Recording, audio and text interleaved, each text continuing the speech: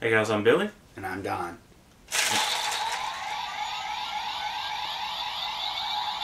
And you're watching Nerd Review.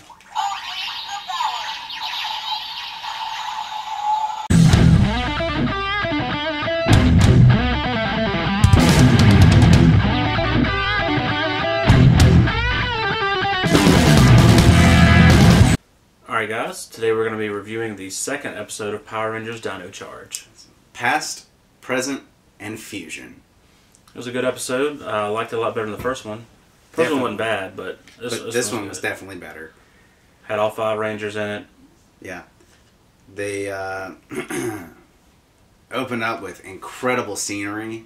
I believe they're still filming in New Zealand. Mm-hmm. So it was great green, luscious grass that they were filming on a ranch. And that's where we meet Riley, who's raised on a ranch. His older brother runs it, I guess, and their mom is still alive. He is practicing fencing, so you can tell he likes swordplay, and he's actually got a fencing sword instead of just like making one or using a kendo stick or a piece of wood or a piece of metal. And he throws it when he's given a chore to do, and it sticks into a wagon wheel. So you can tell he's got some precision and some strength. And he kind of looks like the guy from Workaholics, which is kind of funny. Yeah, Andy? I can't remember his name. I don't remember. Which is kind of funny because I'm going to think about that the whole time I watch this series. And when I was watching Super Megaforce and Megaforce, all I could think about was how the Red Ranger looked like Andy Samberg, and the Black Ranger looked like what's that guy from American Pie? Oh, yeah. The main character in American Pie. So that's kind of funny. Yeah, the Red Ranger in this one, Tyler, kind of looks like Zac Efron too. So I don't know who that is. He's from Disney, so you wouldn't. Yeah, I'm a little older than you. Yeah. So he goes into the woods to find his dog and sees Fury and fights him with a metal pole that he finds from a fence, since they're on a ranch. And that metal pole deflects Fury's lightning and then flies into a rock and uncovers a fossil of a raptor. So a rock on a ranch, not, thousands of feet below the crust, or, I don't know, below the crust, not below the crust, but below the surface of the earth. There's just a fossil there. And it's got the green Energem. He grabs the pole to fight some more, and the Energem transfers its power and makes it into a Dino Saber. And he fights Fury, and that's pretty cool. I liked that fight scene. Funny thing, the dog's name was Rubik's Cube. Yeah, like a Rubik's Cube. It's pretty neat. So, when I don't know, does Fury run away? I don't remember. Something happens. Yeah, and then he picks up the Energem and, has a vision of dinosaurs, so he's like, hey, I think I'll go to the Dinosaur Museum, which was in episode 1. So, and his mom approves, and his older brother gets him ready for it.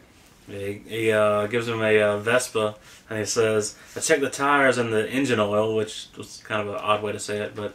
Yeah. And so he's going to go all the way to wherever this museum is on a Vespa, which will take forever. Yeah, and he's given the owner's manual, which we see Shelby and Tyler riding on the road, I guess, from where they left off in episode 1. And you see Riley broken down. And it looks like his wheel is actually missing, his rear wheel. Mm-hmm. And he's like, it's okay, I got the owner's manual. And a transfer truck goes by and blows the owner's manual away. And that's how he joins out with Tyler and Shelby. They see a flipped over truck, or not truck, van. Car? Yeah, van thing. And a guy is underneath this car, and his wife has escaped somehow. And the three of them together push the car and push it so hard with their Dino-Gem powers that it flies up into the air. And they said that it was leaking gas. But this car explodes for really no reason. And then they all reach in their pockets and realize their Dino-Gems are glowing. And that's when Shelby and Tyler realize that Riley has a Dino-Gem. And they're like, so I guess you're going to the Dino Museum. why didn't they ask where he was going when they picked him up? They're just like, you know what? You're coming with us. I don't care where you're going. You're going here now. Yep. Okay, so then they get to the museum.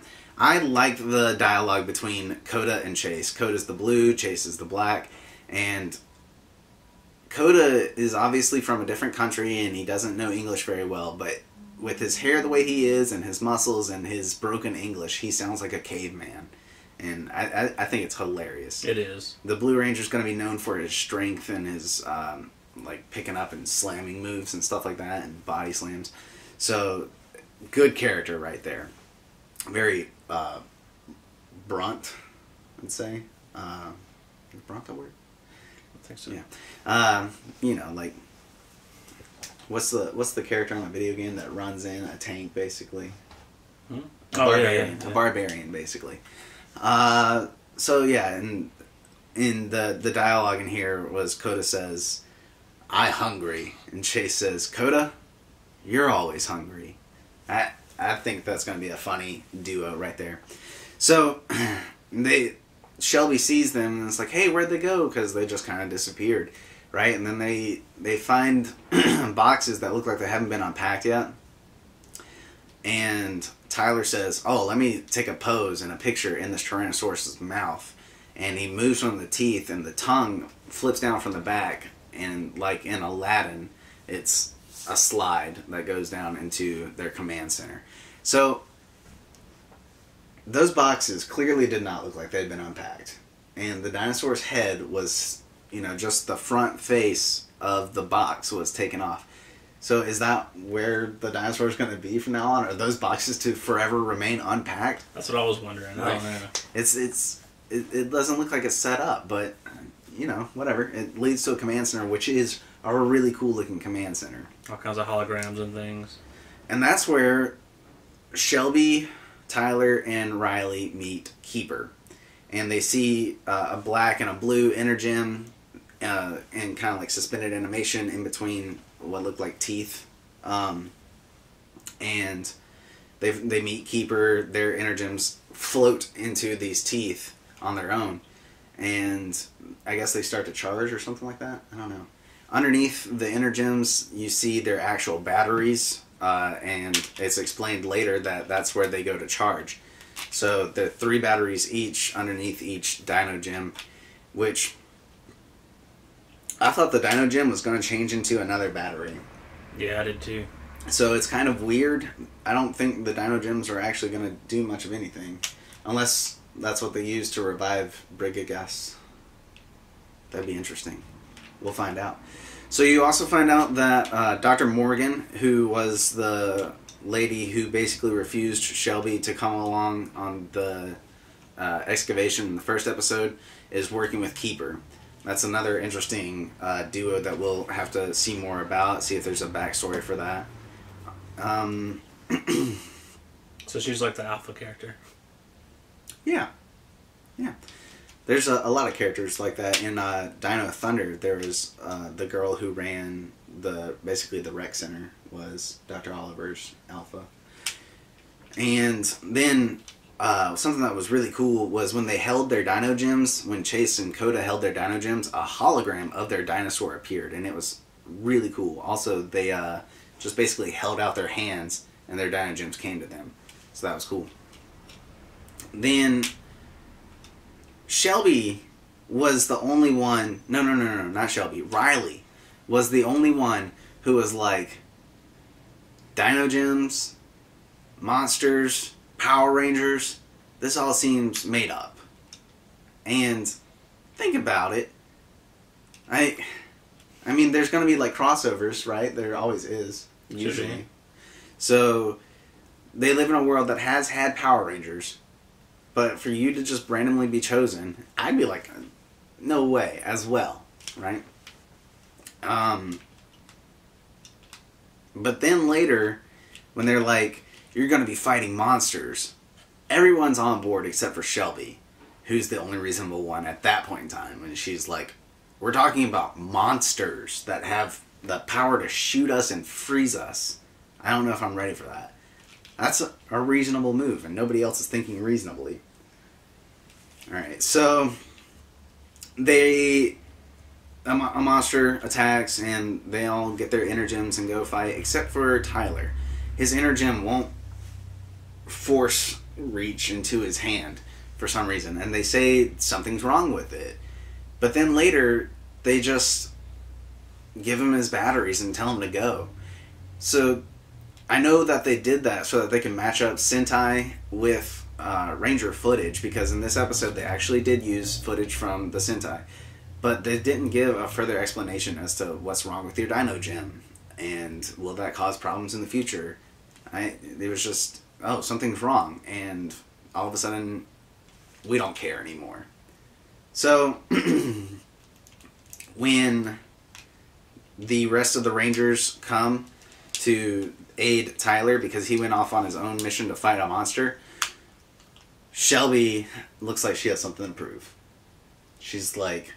So Dr. Morgan is really harsh towards her and just is basically saying she's not qualified. She gave good reasons why the Dino Gems chose, or why the Energems chose Tyler and Riley, and even Chase and Coda. And then she was like, I can't really explain why the pink one chose you, Shelby. So Shelby's like, yo, I got this. And she kind of messes up. It's pretty funny. Then they have a huge fight. They use Sentai footage. Pretty cool. And something that even in the Sentai I didn't understand. In the first episode, the Red Ranger uses his saber to attack a giant monster, and it works. And he never does that again. Never. Why can't they ever do that again? Oh well. After the fight, they go back to the command center. Chase tells the Keeper that they fought a monster that wasn't Fury. And so obviously they've been fighting Fury or looking for Fury or something like that. And Keeper explains that that's a monster that was in Sledge's collection. Sledge is a bounty hunter. And gives a little bit of backstory for himself that we saw in episode 1. Also, in the fight,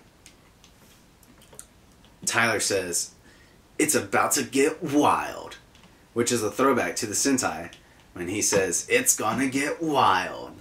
So I think that's pretty cool. If they keep doing that, I'm gonna like that, because that's how they did it in the Sentai every time. He's like, "It's gonna get wild. Just try and stop me." It's really cool. One more thing is the funny thing that the monster said. Yeah, the monster was a ice monster. Same monster from the first episode. Right. And which in the Sentai it was like the Ice Age, like the actual Ice Age that killed the dinosaurs. And when they killed him, he said, "I can't take the heat." That was pretty funny. And then they get back to the command center, and the was it Morgan, I think, Dr. Morgan told them that they can't tell anybody or whatever. Didn't really give a reason, yeah. But just said nobody can know what we're doing here. Right. So in the first season, Mighty Morphin, Zordon gave them a reason. Said if anybody finds out your secret identities, you'll basically lose your powers. Right. There's no real reason that she gives. But anyway, a really cool episode. I liked it a lot better than the first one. It delved more into actual Power Rangers. I am ready to see the backstory between Chase and Coda, because in the song, in the intro, it shows them first finding their Dino Gems. So I guess we're going to see a flashback to how that happened. Really looking forward to that. My only complaint about this episode, because I really liked it, was that when they morphed, they did not dance like they do in Sentai, because that stuff is hilarious when they do it. They did do a little flip around, though. Yeah, but that whole big dance they do in Sentai is awesome. Yeah. So, really cool episode, if you ask me. Did you like it? I loved it. That's our review of Dino Charge Episode 2, Past, Present, and Fusion. Go check us out on our Instagram, @NerdReviewYouTube. Go check us out on our Facebook, facebook.com/NerdReviewYouTube. Hope you enjoyed the video. See y'all next time.